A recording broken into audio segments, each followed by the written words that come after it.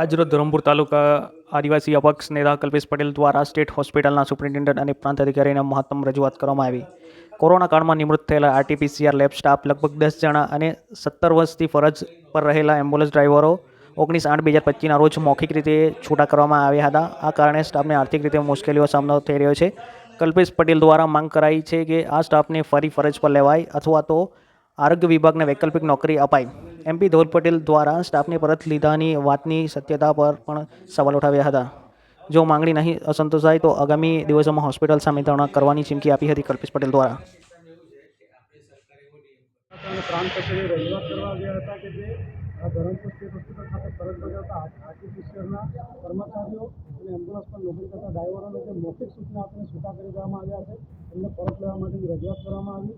અને અગાઉ જે આ રજૂઆત માન્ય સાંસદ સાહેબે કરી હતી અને એમણે ઋષિકેશ પટેલને પણ પત્ર લખીને જણાવ્યું હતું કે એમને પરત લઈ લેવામાં આવ્યા છે. પરંતુ જે બાબત અમે આગળ સુપ્રિન્ટેન્ડન્ટને પૂછતા એમને પણ ઘણો જવાબ આપ્યો અને એક જ વાત એમાંથી સ્પષ્ટ થયું કે એમને આજની સુધી લેવામાં આવ્યા નથી.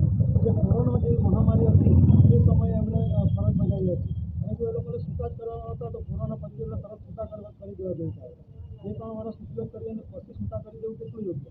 અને મને તો એમના દ્વારા એવી પણ માહિતી મળી કે કોઈક નેતાને મળવા ગયા તો એમણે એમ કીધું હતું કે તમને તો મજૂર તરીકે રાખેલા હતા, મજૂરનું કામ પહોંચ્યું એટલે હવે તમે ઘરે બેસો.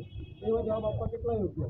એટલે માન્ય સાંસદ સાહેબને અમારી વિનંતી છે કે તમે જે કીધું હતું કે અમને બધાને પરત લઈ લેવામાં આવ્યા છે એ વાત બિલકુલ પોકળ સાબિત થઈ છે.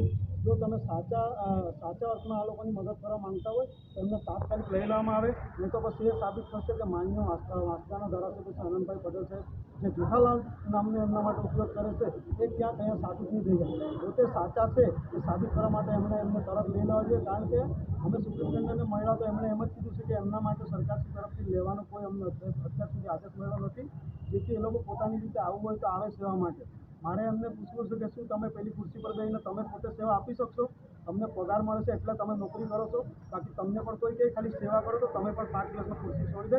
પરંતુ આ લોકો છેલ્લા 1.5 મહિનાથી પગાર વિના પોતાની ફરજ પર સવારથી બપોર સુધી આવે છે. અને આગામી દિવસોમાં જે એમને ન લેવામાં આવ્યા તો અમે હોસ્પિટલના ગેટ આગળ આ તમામ લોકો સાથે ધરણા પર બેસીશું.